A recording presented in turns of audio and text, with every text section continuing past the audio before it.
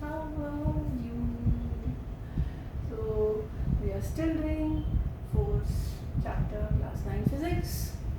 We have come to the part 9 now, and we are doing some example of Newton's second law, where we are trying to understand the relation between force and time. That is what we are trying to understand. How does time and force affect each other? We're taking the example, a theoretical example. The example is कि जब karate player होते हैं वो इतनी बड़ी सी उनकी pile होती है, वो क्या क्या रखी होती है, टाइल्स रखी होती है, ब्रिक्स रखी होती है, वो मारते हैं और सबका सब टूट जाता है, और हम मारने की कोशिश करें तो बस हमारा हाथ ही टूटता है. Okay, so the question is, when a karate player, a trained karate player, he can break the tiles, but we cannot do that. Why is that? Why is he able to do that?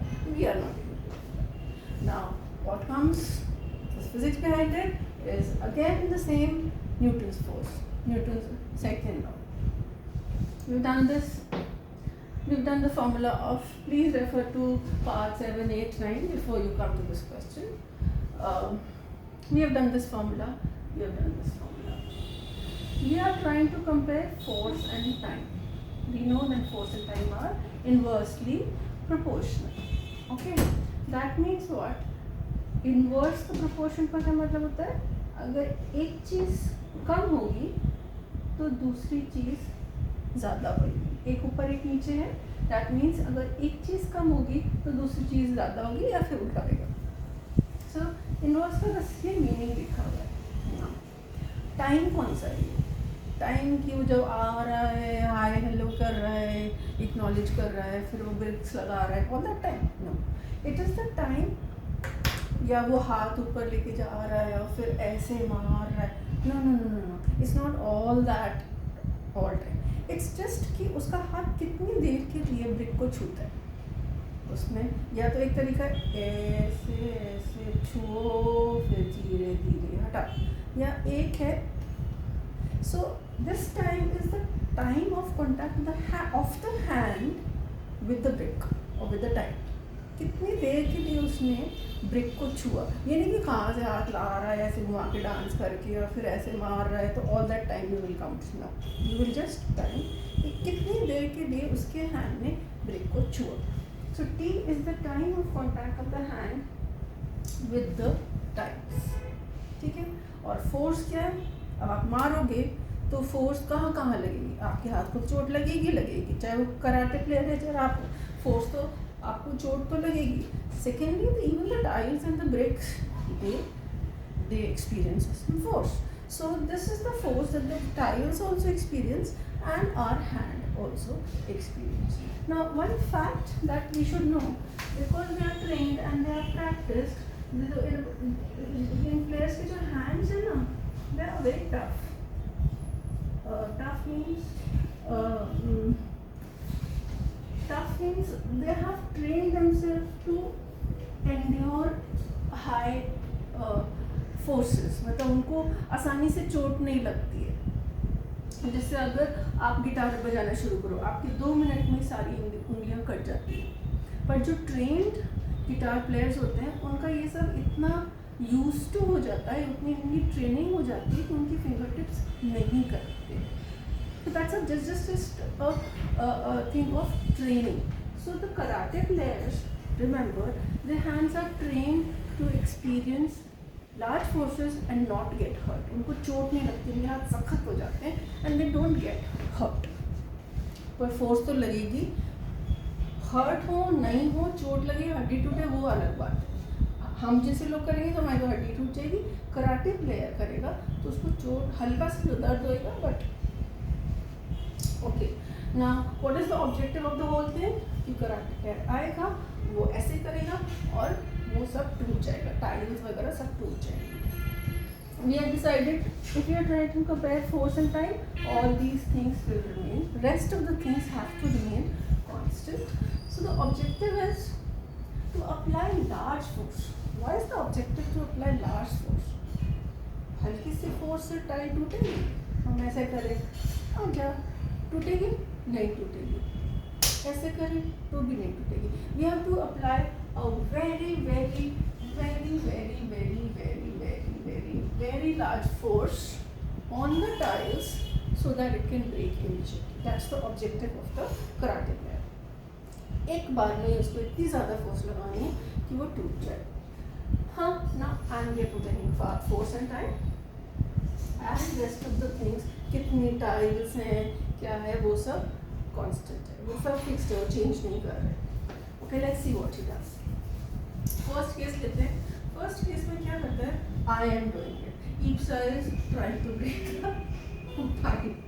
So what she does is, I am not a karate trained player. What I do, मैं अपना हाथ लगा रही हूँ और मैंने ऐसे किया और ऐसे किया. What I am doing, what is my mistake, is that my time of contact is very very high.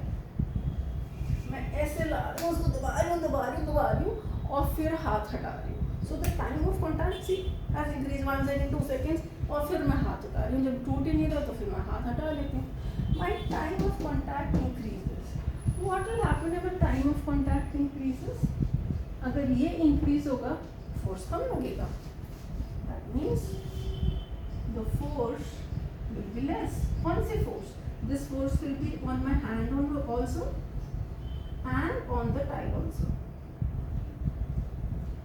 इससे क्या होगा, जब मैंने किया, मैंने उसको दबाया जोर से दबाया और उसको छू ही रखा, तो उससे क्या होगा, ना तो मेरे हाथ को चोट लगेगी और ना ही टाइल के ऊपर फोर्स लगेगी, तो टाइल भी नहीं टूटेगी और मेरा हाथ भी नहीं टूटेगा. Very good, we are both safe. But I am sorry, I don't know any karate player. So some karate player does it. Now they have such a strong training.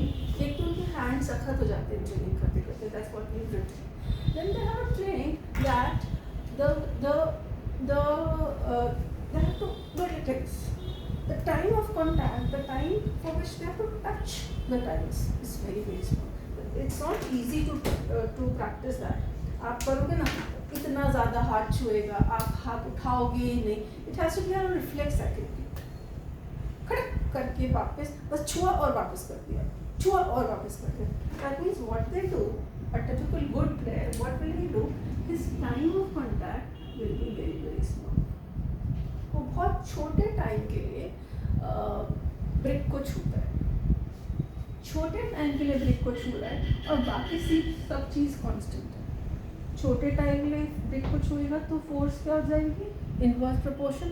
Force will be very very high.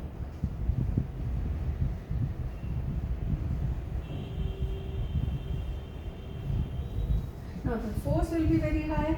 That means the force on tile and hand both obviously will be high. अब हाथ तो उसने train किया हुआ है, हाथ में उसने वो जो भी वो उनकी हड्डियाँ एकदम मजबूत हो जाती है, उनकी स्किन एकदम टाइट होती है, तो हाथ को तो कोई प्रॉब्लम नहीं है, मगर tiles. So conclusion, the strategy is, ये जो सब बेकार है.